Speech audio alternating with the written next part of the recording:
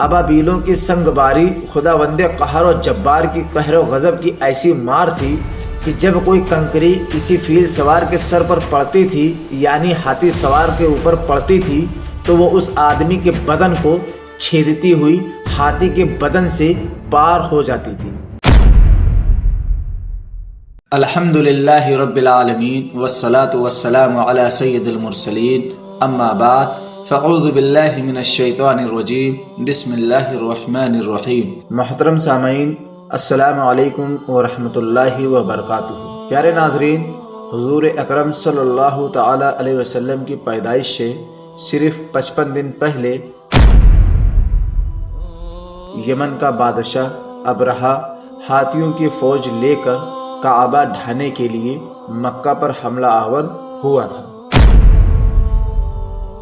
اس کا سبب یہ تھا کہ ابرہہ نے یمن کے دارالسلطنت صنعاء میں ایک بہت ہی شاندار اور عالی شان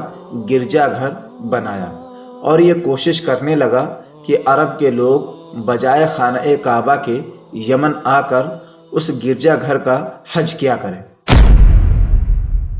پیارے ناظرین، جب مکہ والوں کو یہ معلوم ہوا تو قبیلہ کنانہ کا ایک شخص غیظ و غضب میں جل بھن کر یمن گیا اور وہاں کے گرجا گھر میں پاخانہ پھر کر اس کو نجاست سے لت پت کر دیا۔ جب ابرہہ نے یہ واقعہ سنا تو وہ طیش میں آپے سے باہر ہو گیا اور خانہ کعبہ کو ڈھانے کے لیے ہاتھیوں کی فوج لے کر مکہ پر حملہ کر دیا اور اس کی فوج کے اگلے دستے نے مکہ والوں کے تمام اونٹوں اور دوسرے مویشیوں کو چھین لیا۔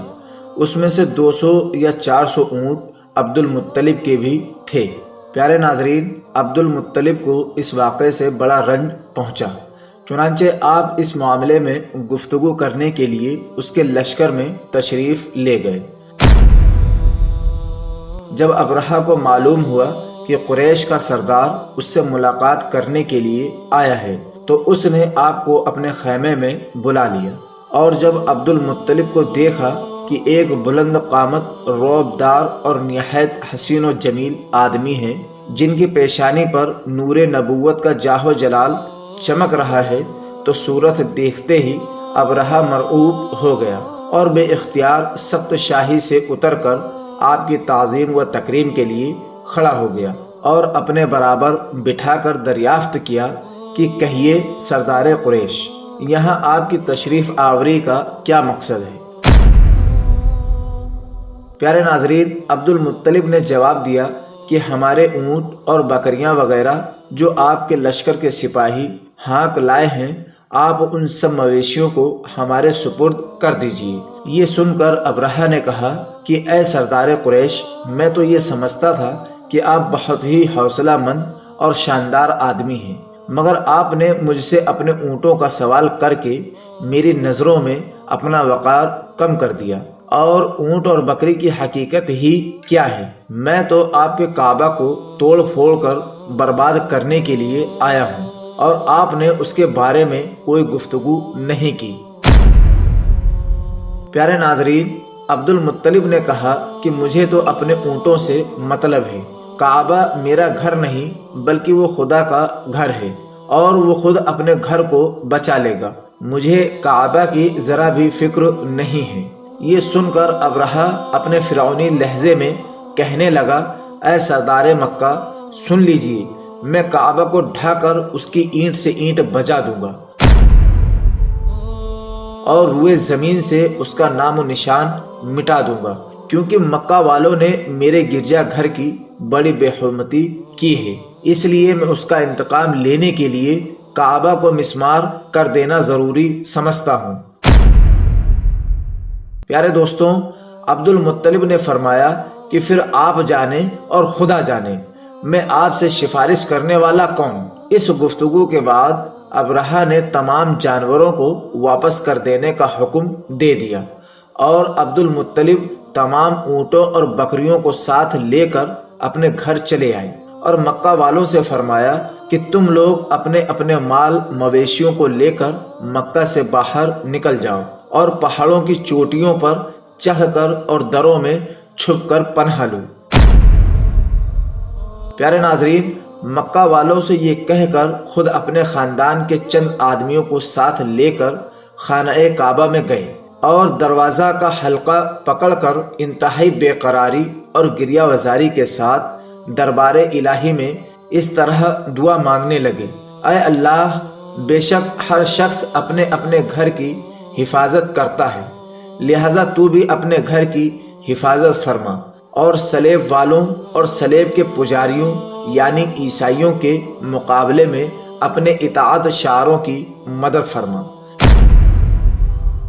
پیارے دوستوں، عبد المطلب نے یہ دعا مانگی اور اپنے خاندان والوں کو ساتھ لے کر پہاڑ کی چوٹی پر چڑھ گئے اور خدا کی قدرت کا جلوہ دیکھنے لگے۔ پیارے ناظرین، ابرہہ جب صبح کو کعبہ ڈھانے کے لیے اپنے لشکر جرار اور ہاتھیوں کی قطار کے ساتھ آگے بڑھا اور مقام مغمس میں پہنچا تو خود اس کا ہاتھی، جس کا نام محمود تھا، ایک دم بیٹھ گیا اور ہر چند مارا اور بار بار للکارا، مگر ہاتھی نہیں اٹھا۔ اسی حال میں قہر الہی ابابیلوں کی شکل میں نمودار ہوا اور ننھے ننھے پرندے جھنڈ کے جھنڈ، جن کی چونچ اور پنجوں میں تین تین کنکریاں تھیں، سمندر کی جانب سے حرم کعبہ کی طرف آنے لگے اور ابابیلوں کے ان لشکروں نے ابرہہ کی فوجوں پر اس زور و شور سے سنگ باری شروع کر دی کہ آن کی آن میں ابرہہ کے لشکر اور اس کے ہاتھیوں کے پرچکھے اڑ گئے۔ پیارے ناظرین، ابابیلوں کی سنگ باری خداوند قہر و جبار کی قہر و غضب کی ایسی مار تھی کہ جب کوئی کنکری کسی فیل سوار کے سر پر پڑتی تھی یعنی ہاتھی سوار کے اوپر پڑتی تھی تو وہ اس آدمی کے بدن کو چھیدتی ہوئی ہاتھی کے بدن سے پار ہو جاتی تھی۔ ابرہہ کی فوج کا ایک آدمی بھی زندہ نہیں بچا اور سب کے سب ابرہہ اور اس کے ہاتھیوں سمیت اسی طرح ہلاک اور برباد ہو گئے کہ ان کے جسموں کی بوٹیاں ٹکڑے ٹکڑے ہو کر زمین پر بکھر گئے۔ پیارے ناظرین، چنانچہ قرآن مجید فرقان حمید کی سورہ فیل میں خداوند قدوس نے اس واقعے کا ذکر کرتے ہوئے ارشاد فرمایا: أَلَمْ تَرَ كَيْفَ فَعَلَ رَبُّكَ بِأَصْحَابِ الْفِيلِ أَلَمْ يَجْعَلْ كَيْدَهُمْ فِي تَضْلِيلٍ وَأَرْسَلَ عَلَيْهِمْ طَيْرًا أَبَابِيلَ تَرْمِيهِمْ بِحِجَارَةٍ مِّن سِجِّيلٍ فَجَعَلَهُمْ كَعَصْفٍ مَّأْكُولٍ۔ پیارے ناظرین، جب ابرہہ اور اس کے لشکروں کا یہ انجام ہوا تو عبد المطلب پہاڑ سے نیچے اترے اور خدا کا شکر ادا کیا۔ ناظرین، ان کی اس کرامت کا دور دور تک چرچا ہو گیا اور تمام اہل عرب ان کو ایک خدا رشیدہ بزرگ کی حیثیت سے قابل احترام سمجھنے لگے۔ پیارے ناظرین، آج کی ویڈیو یہیں تک۔ اگر آپ کو ویڈیو پسند آئی ہے تو ویڈیو کو لائک کریں، چینل کو سبسکرائب کریں، دوستوں کے ساتھ میں شیئر کریں۔ پیارے ناظرین، ملتے ہیں اگلی نئی ویڈیو میں، جب تک کے لیے السلام علیکم ورحمۃ اللہ وبرکاتہ۔